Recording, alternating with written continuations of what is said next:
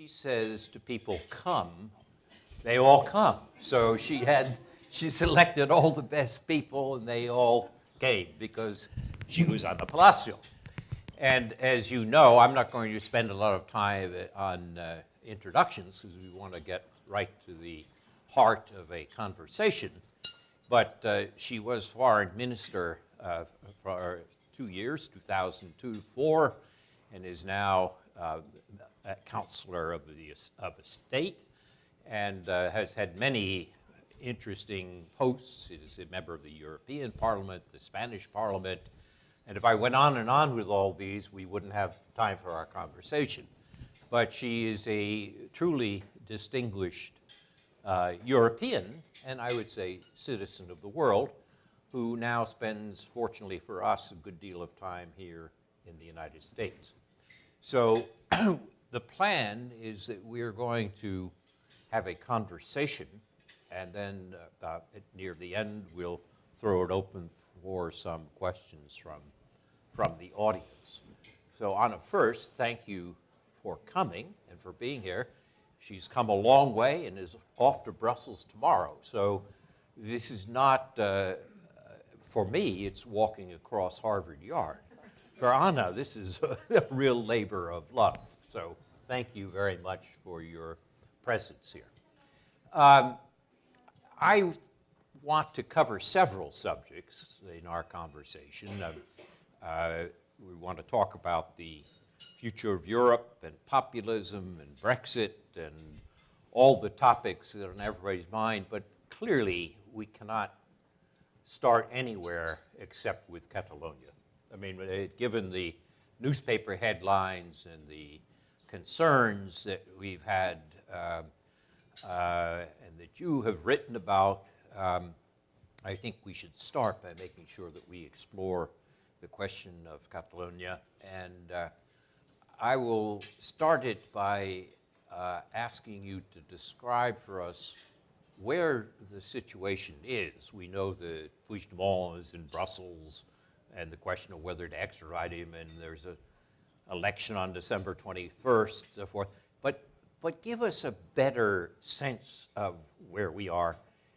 I had a student a Catalan student in my office last week, and he said, why shouldn't we have the same right to be a state as anybody else? We're a free democratic people with our own culture. Why shouldn't we be? And you and I have both written on this, but in describing the situation, tell me how I should have answered that student. Well, first of all, even if time is the scarcest commodity, just is from the bottom of my heart that I say thanks. Thanks to the Center for European Studies in Harvard, thanks to the CIS, and thanks to the KWZ, or KZB, WZB, wow, sorry. Thank you. It's a great pleasure, and it's a great honor. And last but not least, thank you. Thank you, Professor Nye. Thank you, Joe, for conducting this conversation. Now, allow me to say, in your presentation, you have highlighted some of the positions that I have held. But you're right. I'm just another example of a composite identity. And much of what you are discussing today in this seminar about populism is about that. It's about composite identities versus tribal identities, or the tribal mirage in identities. You asked me about Catalonia. Allow me to just give a few headlines that we will develop, because of course, in answering your student, we can spend hours. But allow me, the first thing is that this is the biggest challenge. Catalonia crisis is the biggest challenge that Spain has faced since we recovered democracy in '78. Bigger than the challenge of the coup of '81.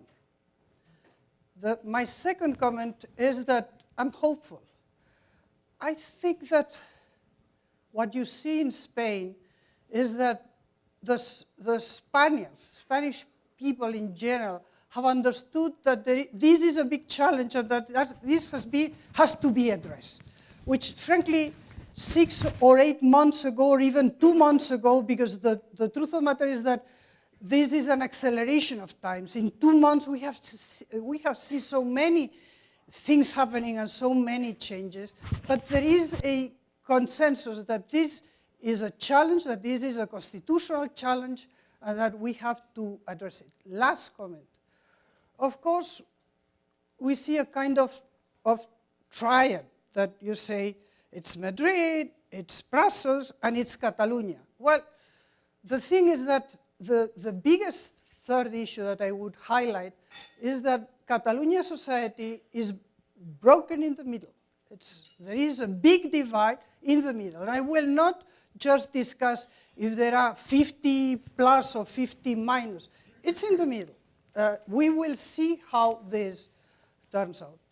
Now, my last comment is that, as I said at the beginning, this is not, of course you can say Spain is different and have an explanation that just goes and just gets into fields like, how Spain is not respectful of human rights, or how Spain has a problem with the rule of law. Well, the truth of the matter is that there are some Spanish characteristics, and there are some that are just that our old European societies have a tension in the seams. And these seams are not the same in our different societies, but the tension is pretty much similar. And these societies will decline this tension in different ways. And just this doesn't mean that the Catalan crisis doesn't have certain characteristics, just headlines, because I said that I would respond to you. First thing that I would tell your student is history. I mean, Spain is one of the first states in Europe to form, and this is 15th century to 18th century. Our nation building was much more complicated because of these regional identities that were there. And because, especially in the 19th century, you have industrialization that comes to Catalonia and, by the way, to the Basque Country. And this means an influx of immigrants. And this means that there is a renaissance, is what the Catalans, and in the Basque Country is the same thing. So there is, and this is something that has to be taken into account, how this mixed population means. The history, of course, has to stop in the Franco era. The second aspect here is economy.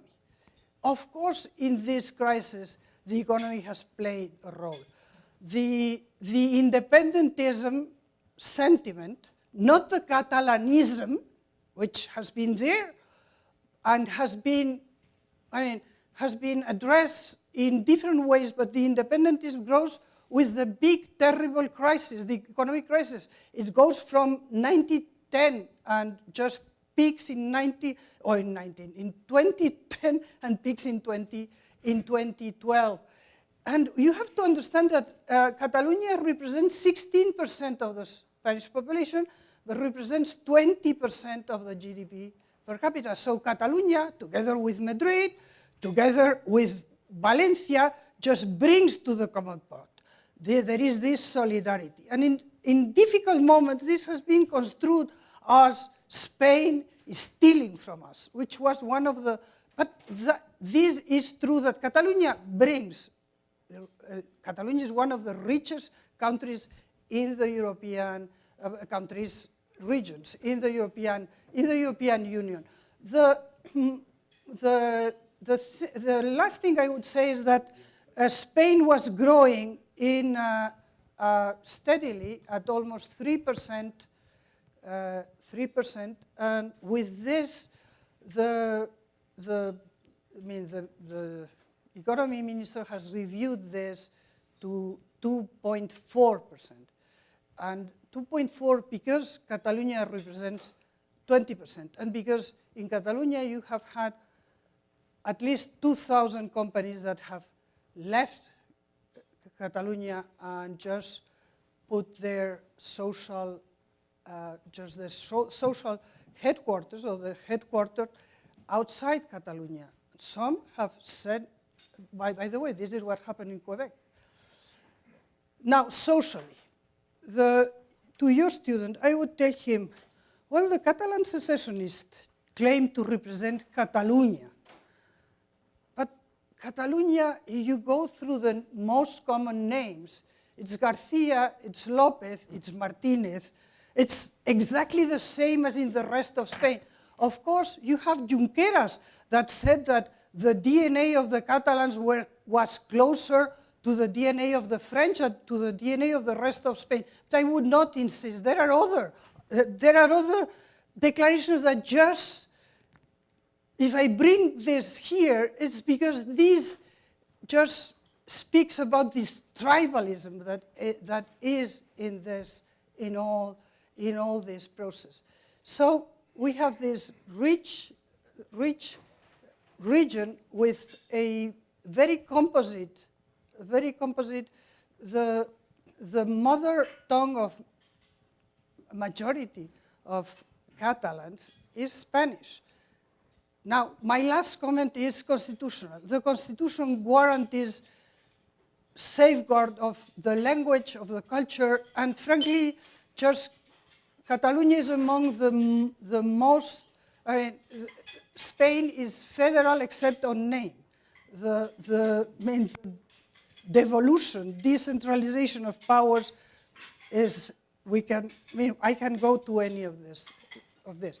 So what I would tell your student is finally that there is not a right to secede, that you cannot just present an alternative.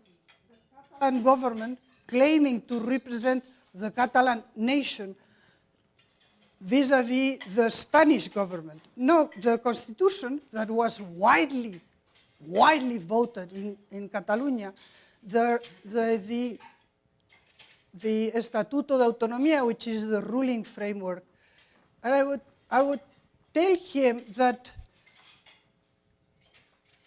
we are rule of law countries, which means that the legitimacy on which we base our communities is rational legitimacy by the law, and that this is an issue, and we have to address it within the constitutional framework, and that this is what I think that is on the process, is to address the Constitution. As I said at the beginning, I will end up by this, is that there are good news, and I'm very optimistic that it will be long, it will be probably messy, it will be complicated, but there will be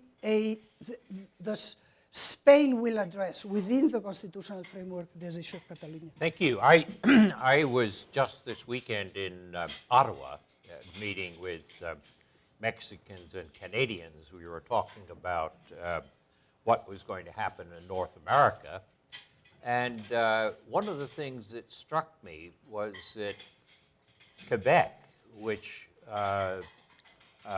wanted at one time a separation, had two referenda, and my Canadian friend said, this issue is now dead. It's gone. He said it may come again, but it's from a world in which a Canadian minister of the Quebec government was killed by terrorists in 1970. Today, the issue is gone. Scotland had a referendum. It seems, at least for now, that Scottish independence has been put off, at least. There's going to be a vote on December 21st. And what we know from public opinion polls is that Catalans are almost equally divided. What if the referendum turns out wrong? Well, what you mean is what You know, we read so much of the fantastic propaganda. You know, if there is something, I have to pay tribute to how effective the propaganda of the secessionist authorities. You speak about referendum, I was speaking about the country. We read, it's pervasive. So what if there is a government, an autonomy government that is similar to the one now? Well, I think that what has happened in Catalonia is that this silent majority, which is still majority, or this silent half, I'm not going to discuss on this, that is also a silenced half, just, I think that has understood and has just understood, and no government will be able to go back to business as usual in September. Of course, I mean, we say, why not let them vote? I mean, we forget something which is fundamental, is that before voting, there were two laws passed on 6th and 7th of September that were the laws for the deconnection to Spain, the law for the referendum and a law for the deconnection of Spain. These laws were voted as the independence was voted by 73 out of 130, if my memory, or 35, 135, while in order to change the Director General of I don't know what, you need 2/3. So these were the laws taken by a government that had just a very slim majority to just secede. And this is not an issue comparable at all with what has happened in Scotland. And honestly, I mean, and this is how this concerns all of you that are not Spanish. It concerns you because what is at stake here is this, if you allow me the expression, there is this asymmetric lawfare. The same way that we have seen this asymmetric warfare, here there is an asymmetric lawfare. So you go on with your referendum because you have just subverted the regional framework. By the way, the Constitution and also the framework of the autonomía, the Estatuto de Autonomía, which is the ground rule for Catalonia. You pointed out in a very good column for Project Syndicate that for Europe, the argument of Europe becoming a mediator would be a disaster, not merely because of the intervention in Spanish constitutional processes, but what happens to Europe if it becomes a precedent that every linguistic group or disaffected group demands its own state? Globally, there are about 8,000 language groups. There are about 200 states.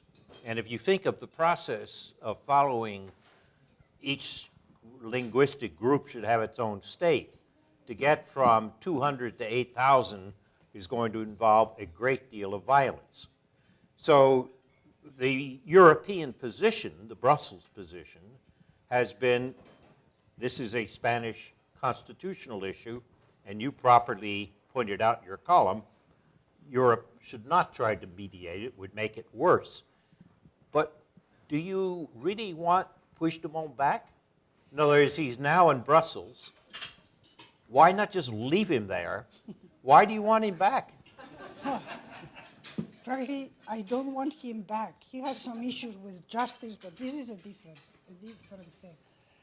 I mean, honestly, among many other dimensions, Spain is the underbelly of the European construction.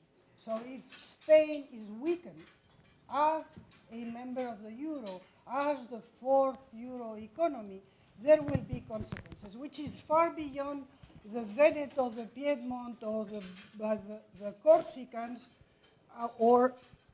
it's a different dimension.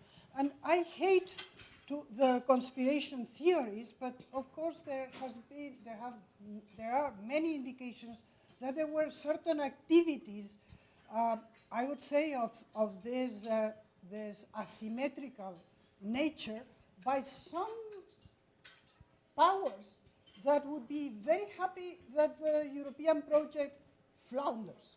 This is a dimension that has to be taken into account. So beyond the issue of other independentist movement or other separatist movement, there is an issue of the European project. With Spain mired in troubles, this will never go forward. Now, why mediation is not a solution is because in mediation you acknowledge the two identities as on par. You mediate between two, I would say, independent identities. I think that Spain has a robust and solid institution set. And we can discuss all what this has been, the propaganda that there was an attempt in human rights and this was not a rule of law, but this is part of this asymmetrical lawfare where you undermine the legitimacy. Because the moment that you undermine this legitimacy, you have this ability for a dialogue. So I think that European Union now has started this. There is a recent declaration by Minister Altmaier from Germany, but there have been declarations by Macron and by many others. By the way, Macron was the first and was very clear, this is not going to happen. There is another issue that is pointing there, which is, okay, let's go to the region. Let's have Catalonia as a kind of free region somehow directly attached to the European institutions in some areas. This doesn't work. I mean, it's already too complicated, and we all remember what happened with with Flanders and the CETA, the trade agreement with Canada, and it was almost, it almost drowned with this. So we have to be realistic. The European Union is a union of states. I plead guilty. I'm one of the mothers of the ill-fated Constitution. So I honestly say that this goes beyond the classic international public law, that this is more than a treaty. It is. It has constitutional dimension. But these constitutional dimensions are dimensions between the institutions and the citizens. And this is what it means, this composite identity of being, in my case, Basque and Spanish and European, and as you, citizen of the world. Well, let's broaden our focus a little bit to beyond Catalonia and ask about Spain, where the economy has been doing better. Are we seeing the revival of Southern Europe and therefore the problems that have been so difficult for Europe because of the economic problems of the South and the North-South divide in Europe? Is this now being resolved? Well, I think that the jury is still out there. Nevertheless, there are good news. And the first good news is about Greece. I mean, Greece, nobody gave a cent. And we have had a government, I don't agree with the Syriza government, but they were realistic enough to make a U-turn. And in politics, at a certain moment, you have to make U-turns. Spain did with the socialist government and NATO, if you remember that. And Greece is doing much better. We have Italy, which is another very big economy that, many times from the rest of the Union, we think that Italians can do it economically without a government, with any government, and they do it. Because this is the genius of Italians. I think that in general terms, as I say, the jury is out there, and this is, the growth, the positive track is very fragile, but I'm optimistic. In the case of Spain, as I said before, we had very good expectations.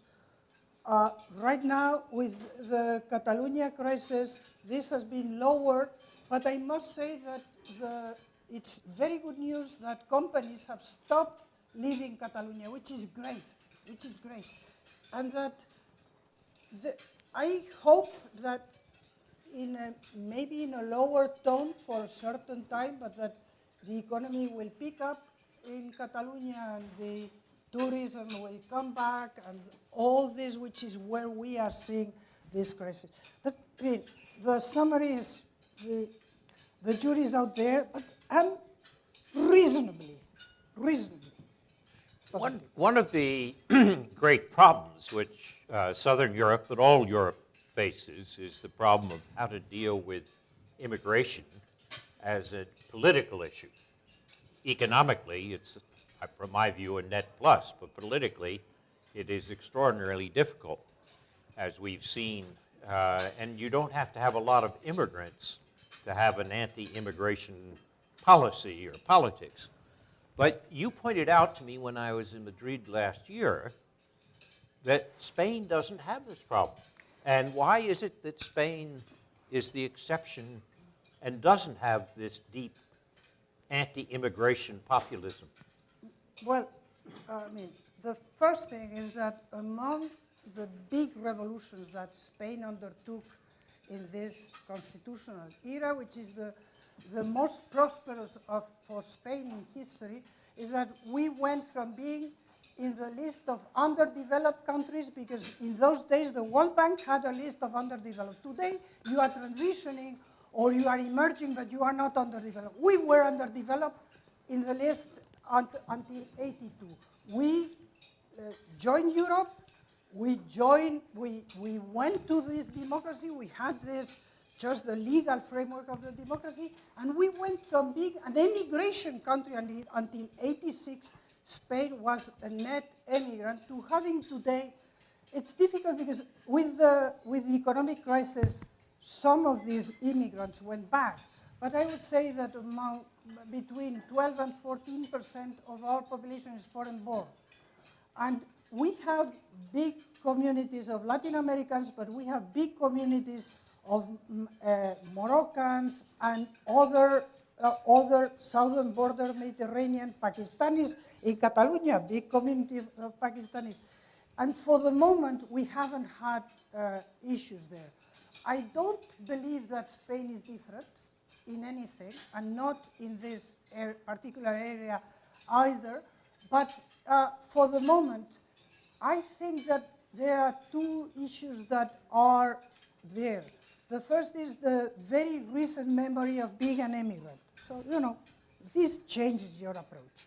You have been an immigrant, your father, your uncle, they have been immigrants. And then that as I said, a big part of this immigration came from Latin America, which meant that there was a very natural way of belonging. So when you see what's going on in Poland, for instance, where you have these surveys where people say that we need to keep Poland just white and without Muslims, Spain is at the crossroads. We have had everybody in Spain, the Phoenicians, the Greeks, the Arabs, everybody.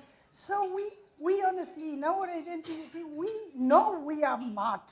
And this is what surprises many of us Spaniards when we see these identities that say, well, we have no DNA or this kind of things. Because if there is a country around the Mediterranean, all of us, we have had everybody. But us, at the entrance of the Mediterranean, we have had everybody from the Huns to everybody has been there. And I think that it's still there. This doesn't mean that we are free from having troubles, and we have had some marginal issues in some neighborhoods, and so we have to be very vigilant. But for the moment, these are facts. We talked a little bit about north-south in Europe. How about east-west? If we look at populism, and particularly this problem of anti-immigrant populism and narrow ethnicity, how do you explain Hungary, Poland, Austria, and now the Czech Republic? In other words, how looked at from Spain, how do you look at these problems in Eastern Europe? Well, I would link that with this other topic that is in the framework of the populism. What we see is that this rational legitimacy that we learned from Weber, we learned that there was charismatic, there was traditional, and there was rational. And our rule of law countries are based on this idea of the rationality of the rule of law, and it asks people to be rational, and people are rational and emotional. And until now, these rational but also emotional were framed in networks that were the traditional parties of much stronger families, much stronger neighborhood communities, and therefore there was not what, and the world was different, frankly. Today we are at a mutation of the world, and you are there and you have a very homogeneous neighborhood, and I mean, emotionally, we all long for our kin, for our family, for those that we know. Intellectually, we can be globalist and we can be cosmopolitan. So what I think that's the difference is that what we are seeing is the replacement of this rational legitimacy recovered after many years of communism that is being overtaken by a charismatic and this is not mine, and I hope that Professor Clark, I am not sure if he is here, but there is something that is changing here in that sense. So I think that for the European Union, it is a big issue because the European Union, because it's a construction of law and by law, is totally rational. We have tried to include some emotional dimension. And by the way, Macron was very right in just betting on l'Europe qui protège. L'Europe qui protège addresses the emotions, and which is what we miss in the European Union. So we need, vis-à-vis these countries, we need to be able to emotionalize the rational speech. Well, that raises an interesting point, which is the European vision still strong? I mean, sometimes people will say that Europe has accomplished one of the great experiments in human history, which was not to destroy the nation state, but to tie states together so closely that they were like one. You couldn't sink one ship without sinking all. And that vision, that post-45 vision, has gone away. In other words, that young people today can't remember what Europe looked like in the earlier period. When you think of your younger colleagues in Spain, is there a division by age or generation of which younger people are less European? Because, and I should just preface this by saying, or add to this by saying that if you look at the vote in Britain, the Brexit vote, actually it was younger people who were more pro-Europe. So this conventional wisdom that the older generation fades away, we forget the vision of Europe, well, is that right or wrong in Spain? Well, or in Europe generally? I think that, we cannot forget that we are we are the baby boomers. We are there, and it's very difficult to just have us go. Macron is just a very good example. But this is the first thing. We cannot forget this generational gap. I think that everywhere in Europe, young people find it difficult to just get their first job. Why? For me, it was obvious that I would have a job. In my generation, it was clear. We came after a generation that, for different reasons of war, was not that much there. And I think that we have to understand that. But I don't think that the new generation, and not at all in Spain, are less European. What I think is that the relationship with Europe, because there is not one of these great ideas of just, there's, I don't know, in the United States, just the integration of the Afro-American communities. This was a great idea. Today what you have is, in many cases, a transactional idea of service provider, service recipient, and payer. And that is what this is about. There is the lack of the of a narrative, of an epic of what is Europe for. And I think that this is pervasive, but maybe the young Europeans are, honestly, I haven't exactly thought about that, but I would venture that the young Europeans, when they say this very transactional, what is for me in Europe, and the young urban Brits voted in majority for the Remain. But I think that what is important is the quality of this relationship, which is, in my opinion, today in Europe, extremely transactional. As I say, service provider, what do I get from there? We don't have this epic of a war, nevermore, and because you wanted that, you knew that you had to make some sacrifices and that you had to have this solidarity. I mean, Spain has benefited from this solidarity around Europe, and we have been able to not, when my German friends come and see our fantastic infrastructures, they always think, oh, this is German money, just part, just part. But this is what allowed us, But the problem is that we have lost this sense, and Europe what for? And I think that Europe what for is obviously there. Because behind this Europe what for, there is another issue, which I think that Europeans, and this is all generations, we have this sense that the future will be worse than the present, and this is pervasive in Europe, that our sons and grandchildren will live worse than we have, because the world has changed. And because this is the race of Asia, and Europe is cornered, but it's not true. When you see patents, when you see, there is a role to be played by Europe, and we need to convey this message that, on the contrary, what makes Europeans different, which is these ideas of composite identities, that you can be German and from Baden-Württemberg or from whatever region and be European, and this is, or French from Brittany and European and more.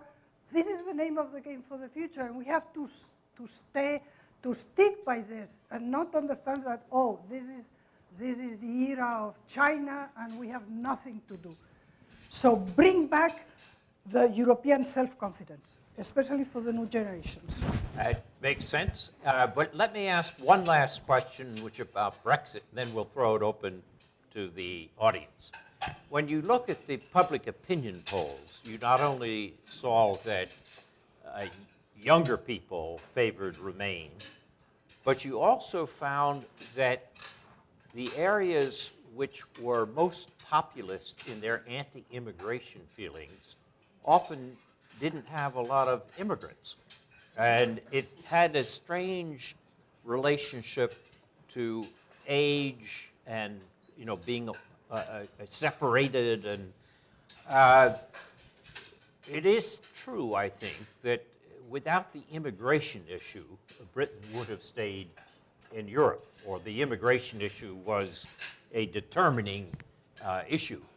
If that's true, some people have said the key now in the negotiations about post-Brexit Europe is to find a solution which basically allows the British Prime Minister, whoever he or she is, a year from now, to finesse the immigration issue. So there have been proposals by people like Charles Grant and others that say, we'll create a legal association where Britain will be an associate. They'll have the full economic dues, everything else of being like in the European Union, but they'll be allowed to have some control over movement of people. In other words, what we'll do is we'll take away the cherished right of total free movement of citizens of Europe because they won't be part of the EU. They will be this associated territory. In all economic purposes, they will be the rest of the EU. But we're going to basically find this legal fiction as a way to allow them to have some control over immigration, and that will provide enough political space for the leaders to avoid a hard exit or a hard Brexit. Some of my European friends say, terrible idea, because this free movement of people is central to the meaning of Europe. Others say it's more important for the future of Europe to find a formula for a soft Brexit. Where do you come out on that? Well, I think that it takes two to tango. So it's not just, I think that my concern is that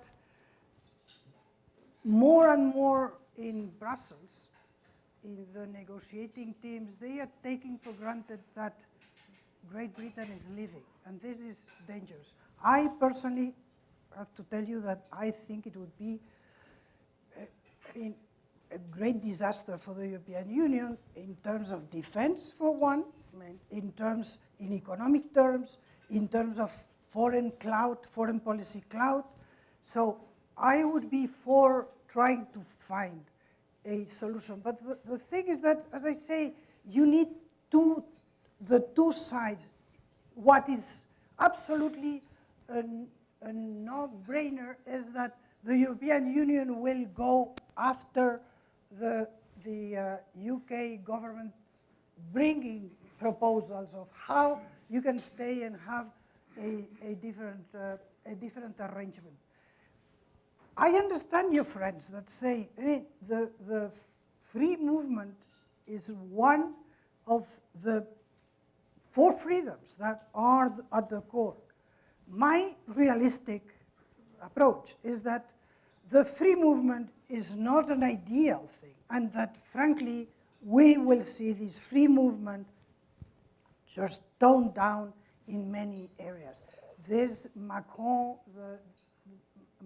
approach in trying in the travailleurs détachés, so workers, just in apparently being more European is more protectionist of Europe. And I think that the problem with Great Britain is the big fuss that they have done about it. I think that in hindsight, the proposals by Cameron could have been worked out.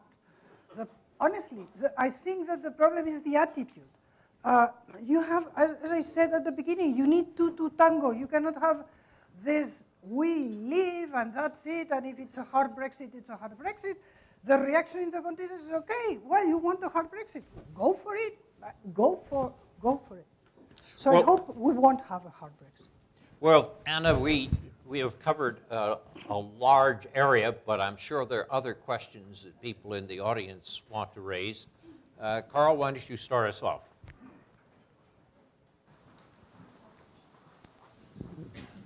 Karl Kaiser, Kennedy School, formerly from Germany. First of all, thank you for this fascinating conversation. I would like to come back to your answer to Joe's question, why there is this populism in East Central Europe, the members of the community. You may remember that the argument for admitting these countries as quickly as possible was to reinforce democracy. Now that is now at stake. They're becoming what's called illiberal.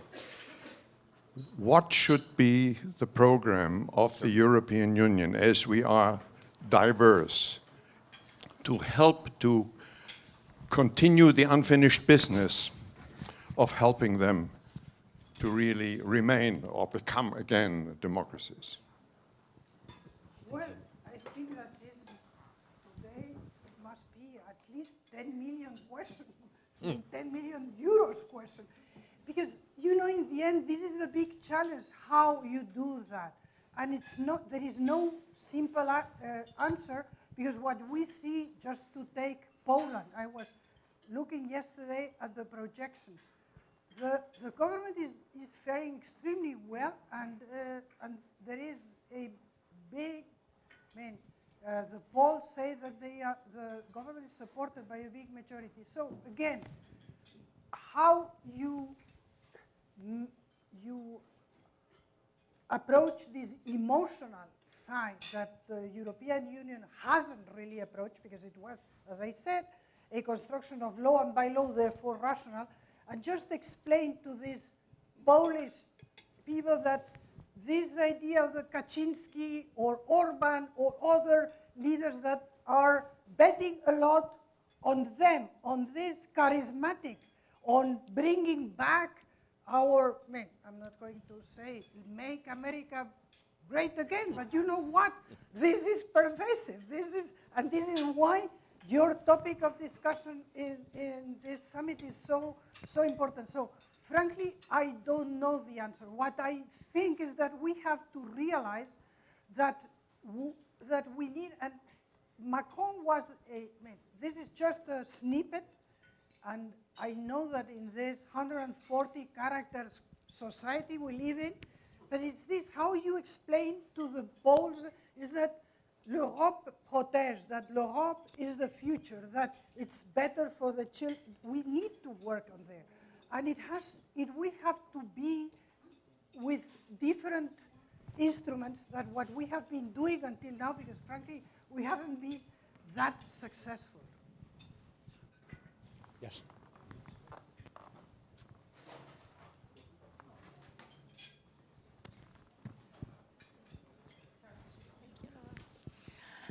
Hello, thank you, Madam Minister. My name is Muriel Rouillet. I'm from France, and I also teach a class on global Europe at the Kennedy School here.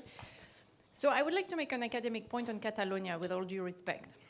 We get the realistic or the realist point that you make and that all leaders of Europe made, which is to not interfere in internal affairs of Spain, because the EU works when states work, and we need functional states to work, and that's totally granted to you, Madam. However, I think many people feel uncomfortable to see that some good lessons of the EU could be applied and have not been applied by Madrid to Catalonia. I have in mind the good precedent of Northern Ireland peace process, which was actually backed and encouraged by the EU without interfering in internal affairs of UK, and which ended up, until the Brexit, stirred that question again, which ended up with a good compromise for both sides. So I would like, with all due respect, to question somehow this vision of no mediation, why mediation would be so bad for Spain. It can be good for all parts. And if we could, and I think Viviane Reding today was wondering how come Madrid let it go to that stage of rottenness in Catalonia. And I'm sorry to use that word, but I think this is really something we have in mind when we are academic, and we don't necessarily take sides. This is not a sided question. It's really a sincere concern that I would like to bring to you today. Thank you. No, but thank you. Thank you. And you don't have to say, with all due respect, we are here to debate, and I'm presenting my ideas, and I welcome yours. I think that there is a big danger in making parallelisms. we can discuss this. I'm happy to discuss with you bilaterally. The situation in Northern Ireland has nothing to do with the situation in Catalonia. And of course, I said at the beginning that what Madrid, because you say Madrid and Catalonia. No, this is not. This is first and foremost Catalonia and Catalonia. This is Catalan society. And what the Catalan secessionists, former authorities, just tend to downplay or simply ignore is the role of these deconnection laws that just brought them outside the Constitution. So you may say that the parties, the Partido Popular, because this is a constitutional issue, that they should have understood that they had to address a reform of the Constitution. And we can discuss on this opportunity thing, but what I don't think is that you can draw parallelism, not with Northern Ireland, nor the other parallelisms with Kosovo or with Slovenia or with others. The Catalan issue is an issue for all Spain, because the Catalans voted for a constitution overwhelmingly, where it is said that sovereignty belongs to the Spanish people. So even if the government had wanted, the government allowed another referendum, but this was a referendum, a kind of consultation in November 2014, and it didn't do anything. What is here is this the secessionist authorities putting themselves outside the legal framework. Again, because this is what makes us.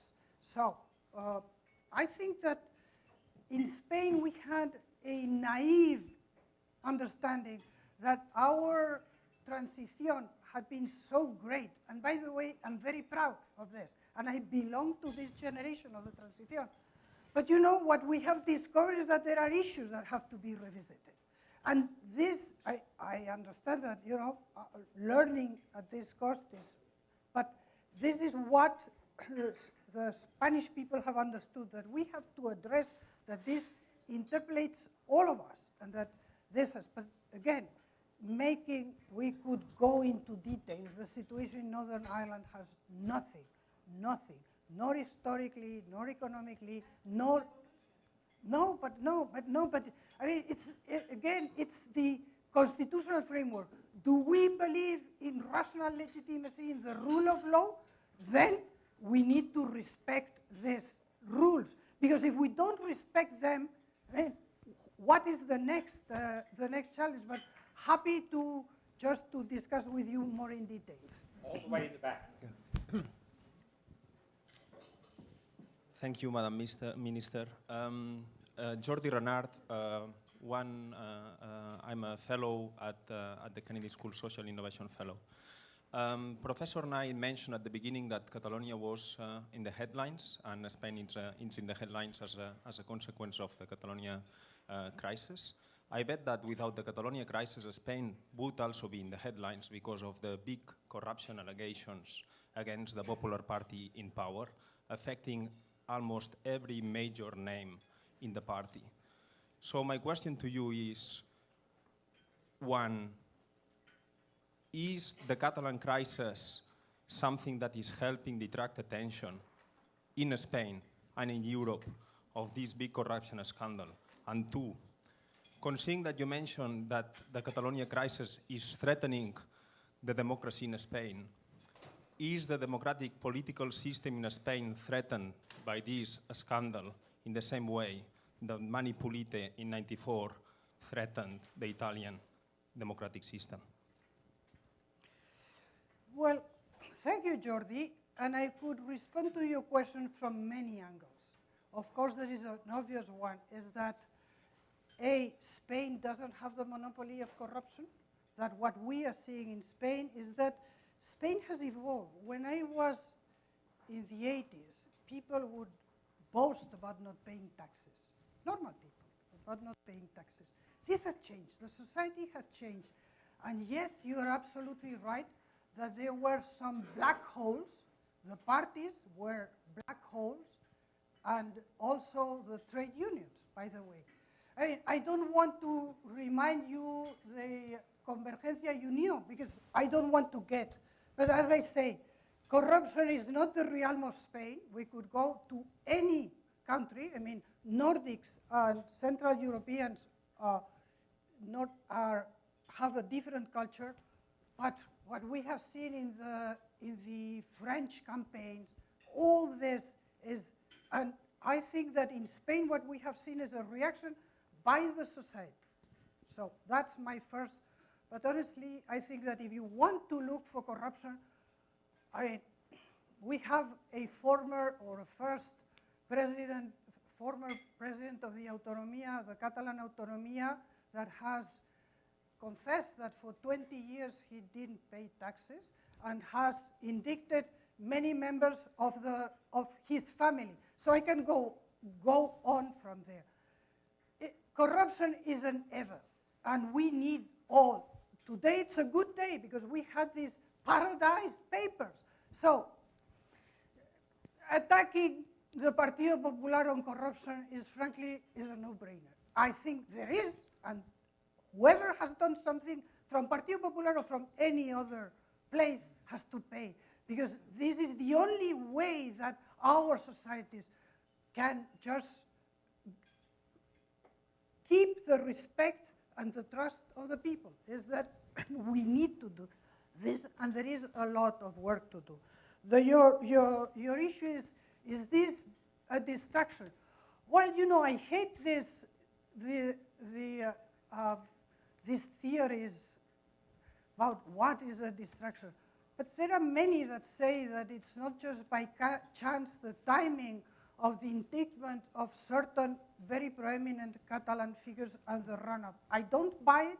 As I explained, I think there are historical reasons and economic reasons and social reasons and constitutional reasons. Is that the constitution that we are extremely, and I am very proud of having belonging to this generation of the transition of the constitution, but we see that there were such ambiguities between the competences that were remain in the autonomies, that this was such an open process that this has gone awry, and we need to address this among other issues.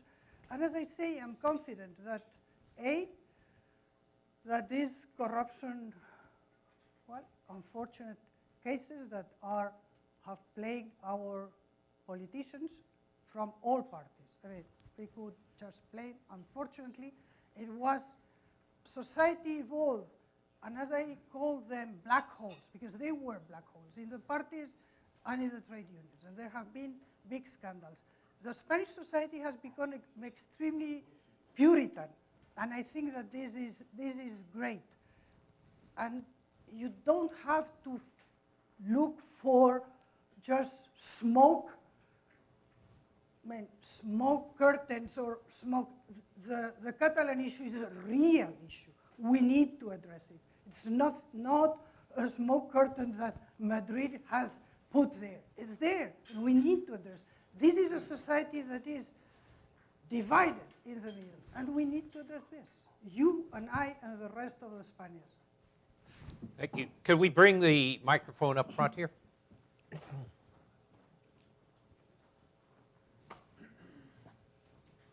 Thank you. Ersin Kalaycıoğlu from the CMES Visiting Scholar.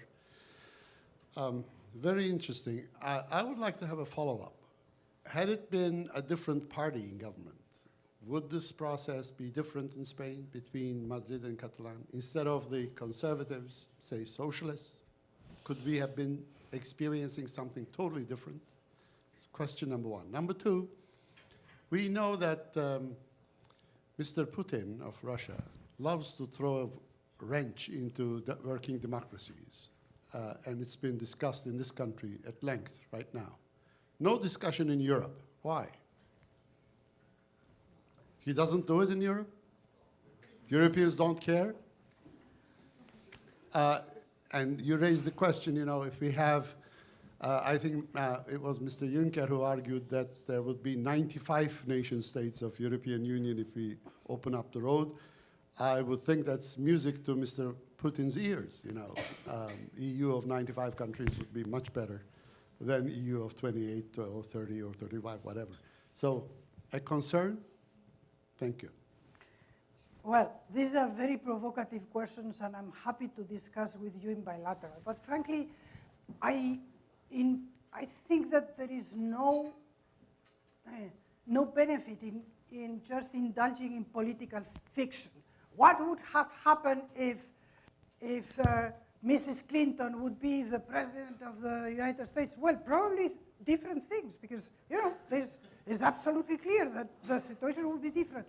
If there were a different government with a different majority, with different coalitions, of course this would be. My comment to you would be that what is clear is that Prime Minister Mariano Rajoy, in all this crisis, what he has done, and many people would criticize him, but what he has done is, because he understood that this had a constitutional transcendence, is to find the backing of the two other constitutional parties, the Ciudadanos and the other protagonist of the transition, which is the Socialist Party. And this is what he has done about the suspension of the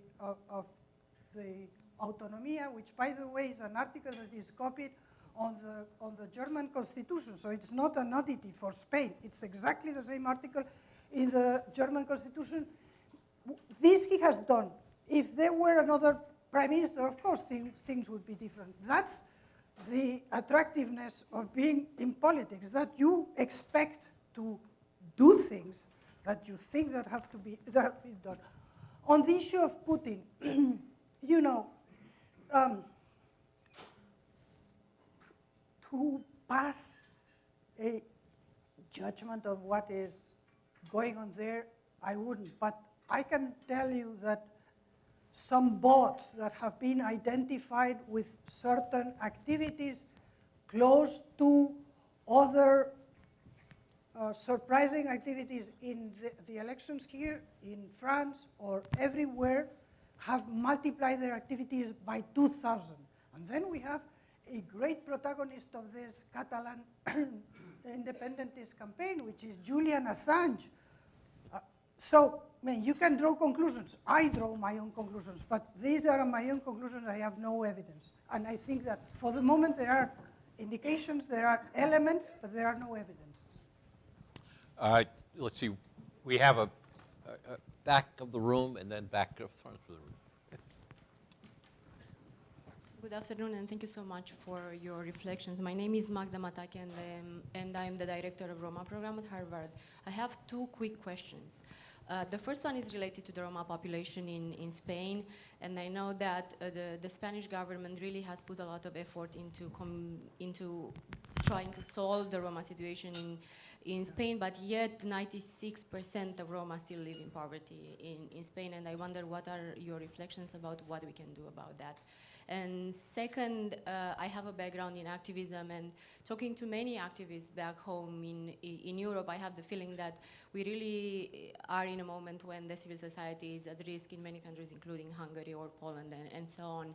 And I would really love to hear some of your reflection on the imprisonment of the activists in Catalonia, but also, you know, coming from a country in transition and looking up to Spain and the US and so on, we always want to follow some human rights standards. And I think that, you know, looking at the internet cutting and the violence, police violence during the referendum, these somehow are elements that to us Romanians, for instance, the country where I come from, they are signals of how to basically move away from them, not to get into that trap. Thank you. Well, your name is Magda. Well, Magda, on your first question, Roma is a challenge for many countries of Europe, and Spain is one.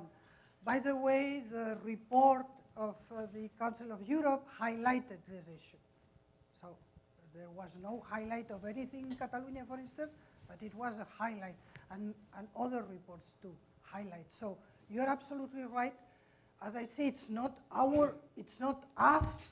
Spain is not different, but that's a poor satisfaction. We need to address this issue, and this is a long, this is lingering. First, on you looking at human rights. I think you can look at human rights in Spain. Of course, it's not perfect, but by all standards, it's reasonable. We need to perfect many things. There are many defects. We take into account all this, and this is work in progress. Now, you touch on the first of the referendum day, the 1st of October, violence by the police.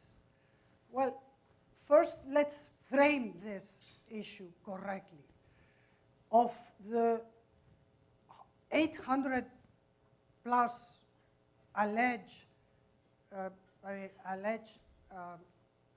wounded or that had to go to, they have disappeared. There are 3 cases that Human Rights Watch have identified, and I hope that these cases are taken up.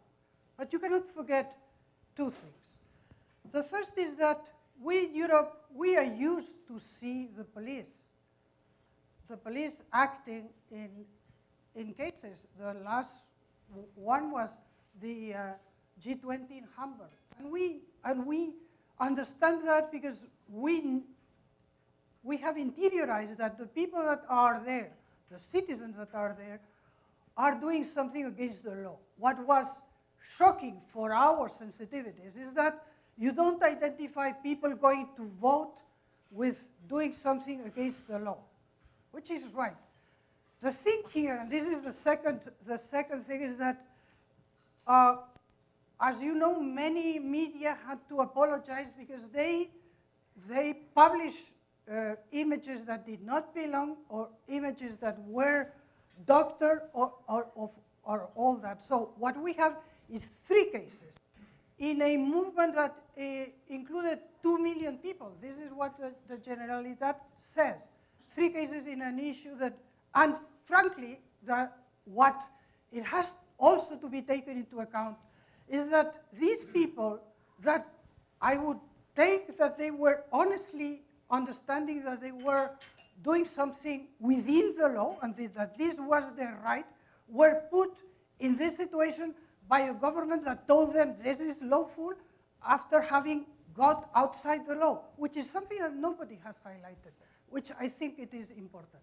So again, in these 3 cases that Human Rights Watch has identified, out of 2 million people that move around, I'm sure that without fuss and that, because we have a rule of law country, and I know that there are investigations going in other aspects. But let's not, forget that this was a stage with many false images, with many false claims. Again, that there are 3 in 2 million people. What happened with these 800 people that supposedly were wounded? Nobody knows, because nobody knew anything about them. They disappeared suddenly. Because have you seen an authority going to visit someone with a broken arm? There was someone, by the way, with some claim on violence that proved not to be clear. This is one of the cases. So again, work in progress, many things to change, many things to make better, but frankly, in Spain in general, and on this I include all the forces from the Ertzaina in the Basque Country, to the Mossos d'Esquadra, to the Guardia Civil, to the police. They are just professionals that fulfill their role. Sometimes they get it wrong, and there are mechanisms to correct that. Thank you. I think this is going to have to be our last question if we're going to stay close to on time. Well, Cheryl, maybe I'll let you split it. We'll give you, to be fair. It's a very small question. I wanted to come back to Brexit. Recently, also, I'm Agnès Benassi-Kéré. I'm an economist from Paris School of Economics. So we've heard a lot about the Irish border, not so much about the Gibraltar border. Could you say a word? Has this been fixed? And what is the position of the Spanish government? And what is your own opinion on that? Daniel Gross from the Center for European Policy Studies in Brussels. My question is to you, Professor. We are here in a city where the American nation was born in an act which I believe was not entirely constitutional. So, from this American history perspective, what do you do if a region wants to gain independence, but that is just not foreseen in the Constitution? Do you want me to answer? Well, let Anna answer the question, and I'll try to give you a quick answer as well. Well, on Gibraltar, again, this would bring us about the differences between the Irish border and Gibraltar. Gibraltar is a non-self-governing territory that is in the list of non-self-governing territories of the United Nations. So it's a bit peculiar. This is a bilateral issue that will have to be addressed by Spain with the UK, the same way that when Spain came into the European Union in '86, as Gibraltar had gone into the European Union and it's a non-self-governing territory tied with the UK, we accepted. We had to. This was part of the negotiation. We negotiated and we accepted. There will be a mirror negotiation to this one, which I expect, as I said, I think that for us, anything that hinders the best possible solution with the UK is bad for the European Union, therefore bad for Spain. And the Spaniards and the Brits have always found an understanding on this issue, which is a difficult one, and happy to discuss. I know it quite well. And on this issue, just allow me, I have to say, frankly, you cannot compare. I mean, the time is different, the circumstances, again, parallelism is so easy to make. Honestly, the first thing that I would question in those days is if in the colonies there was really a rule of law, full-fledged rule of law, rational legitimacy, etc. But as you have asked Professor Nye, I will let him respond. Well, I will be brief because this is the star, but very briefly, the United States has had two civil wars. One was the Revolution, the other was what we call the Civil War, but in both cases it was Americans fighting Americans, and many Americans were chased to Canada, the so-called Tories.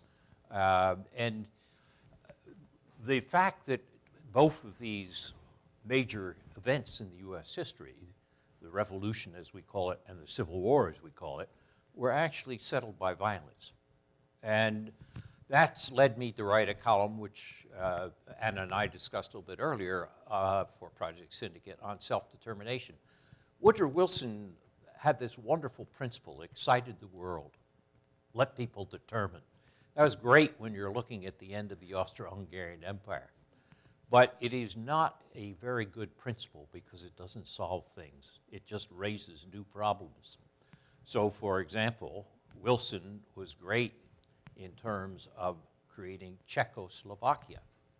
But then Hitler took Wilson's principle and said, why should Germans in the Sudetenland not have the right to determine their self as well, taking away the Carpathian Mountains and the ability of Czechoslovakia to defend itself.